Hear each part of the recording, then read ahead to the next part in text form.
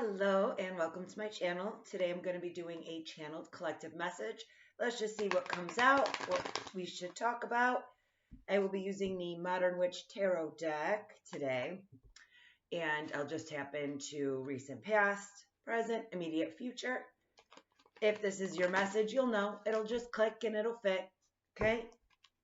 I posted a ton other ones, so if this one is not yours, please check out any of the other ones. Okay. And see if one of them work for you.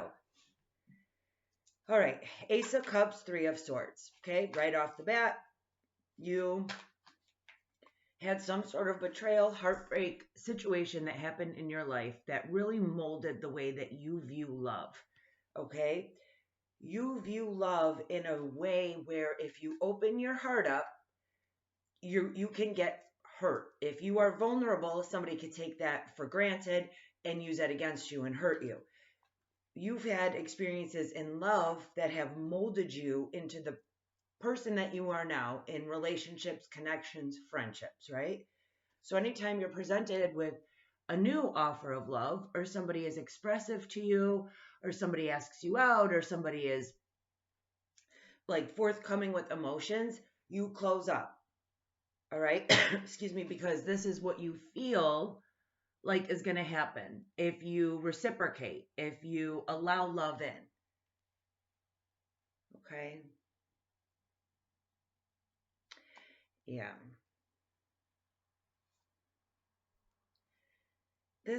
See,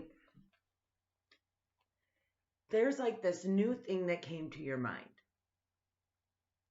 Okay? You had some sort of inspiration, whether you heard something, whether you saw something, but it made you realize that, excuse me, if you're ever going to experience love and experience life in the way that you want to, you have to let go of the past.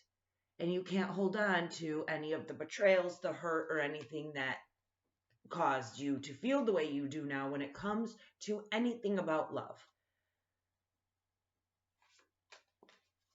So, yeah. Seven of Cups, Five of Wands. This is how you used to view love. All right? All these different things that can happen. See, there's a snake in the cup. There's love. There's flowers. There's, gifts. There's a storm. There's all these different things. And then you go into kind of this internal conflict. See, with that Five of Wands right there, I feel as though then you start getting internal and it conflicts with what you've experienced, what you want to feel, and what you've gone through. And then all of a sudden, this is just exactly where you're at. Like love has become a battlefield versus a sanctuary, right? Somewhere where you feel safe, comforted, and warm. You feel all the things that could go wrong. It's going to hurt. It's going to lead you to betrayal, heartbreak, all these like internal triggers.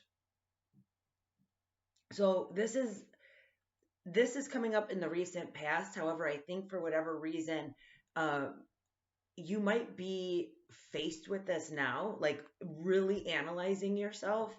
Somebody may have said something to you.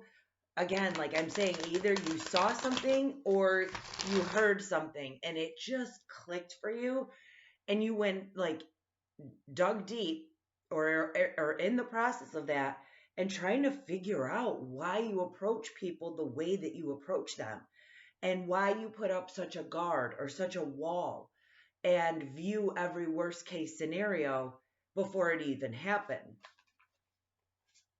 And whoever I'm speaking to, you had every reason to, because to be presented with a new offer of love and then have the Three of Swords right after that, which is betrayal, heartbreak, like that's your first initial reaction is like, oh, this is going to hurt. If I open up this dang heart, it's going to hurt. So in the present moment, you have the Queen of Swords and the Nine of Swords. So you could be dealing with heavy air, Libra, Gemini, Aquarius. Could be Pisces, Cancer, Scorpio. All right, but again, this is such a battlefield, whoever I'm speaking to. It is such a battlefield that I feel like when you're this way, all right, when you're this way of being guarded, being defensive, it goes against your natural, like, being, who you want, like how you want to present yourself, how you want people to feel when they're around you. Okay, because this is how you're coming across. And I don't think that's how you want to be perceived or put yourself out there like. But because you have to guard yourself so much, or you feel like such internal conflict, it's like your sword is out ready to just cut people with your words, with your actions, right? But then at the end of the night, this is how you feel because you don't feel like that's your authentic self. Whoever I'm speaking to, I feel like if your natural essence would be like the Queen of Cups, somebody who's vulnerable, nurturing, like heart on your sleeve type of energy. But because every time you've done that before, it's been taken for granted, or people thought you were naive or gullible, something along those lines. So you really hardened your heart. And you're like, all right, well, not going to open it up for it to just feel like shit. And so because of you guarding yourself, at night you just don't feel content. Or there's times in the day where you might just get this wave of sadness. And that's because like you're blocking your heart big time. But because of that, it's like it's preventing you from 10 of Pentacles. It's preventing you from passion. Maybe for some of you, it's preventing you from getting out there and meeting new people, or believing people when they say that they're attracted to you, or when they're flirting with you, or things like that. Like you just immediately like shut it down and go, it's not worth it. It's not worth it. But for whoever I'm speaking to, like in your daydreams, I feel like this is what you would love to see, right? This is family. This is dogs. This is commitment. This is stability. This is a house. This is a home. This is like the whole package, right? Like you fantasize about having that. You want that, but you don't trust that that's available. Or you've only met people who have come at you with literally just like passion, one night stand vibes, like, flings. And because of that, you have a really hard time trusting that anything real is going to come out of it. So I'm feeling as though you are in just really analyzing yourself. Okay, like taking this time to analyze yourself and figure out why you approach life and people the way that you do. Yeah. And this is exactly why, my loves, because this is why. You'll be presented a new offer, and then we have the Four of Cups energy. It's missing what all these, cups represent, which is past opportunities, past people that didn't work out. So when somebody comes with like this new passion, it's like, oh, but this is what happened the last time that I chose to love. This is the last time I chose to be expressive with emotions. But in the near immediate future, it's the first video of the day, and I saged like crazy, and now I'm like, this room is so smoky. All right, but Wheel of Fortune and the Six of Swords. So this is in divine timing that you're moving away from anything that causes you conflict. Okay? Like you've done it before, you've lived a certain way like for a long time. And for some of you, I feel like it wasn't even like a conscious thought. It wasn't something that you realized was happening, you wanted to happen, but whatever somebody said to you or showed you, you're seeing that, okay, you don't want to have to always be defensive. You don't always want to, be ready for battle. And that not everybody out there is a terrible person, right? I just think the people who you have met in the past have been that way to you and really molded the way that you view other people and the way specifically you view love. All right. You could have been informed about your attachment style. If you have an anxious attachment style or an avoidant attachment style, whoever I'm speaking to, I feel like it falls more under the avoidant because of that fear. Like when you think of the word love and you think of starting something new and letting somebody get to know you, your first reaction is fear. Fear of what could go wrong, fear of being hurt, fear of not being good enough, fear of being rejected, fear of being abandoned, right? Like those are the things that come first. So then you might tend to run away, or you might tend to not show people the deeper layers of yourself in fear of them getting to know you and leaving. All right. And this is all molded because of people who have done that to you in your lifetime. And they made you view yourself in a very skewed way, which is inaccurate.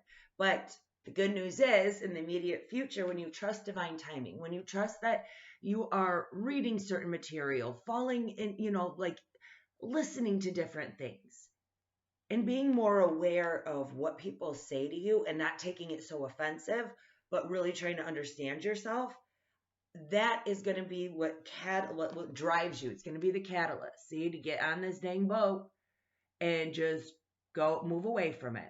All right. Leave any kind of choppy waters, anything that like made you feel about yourself the way that you have.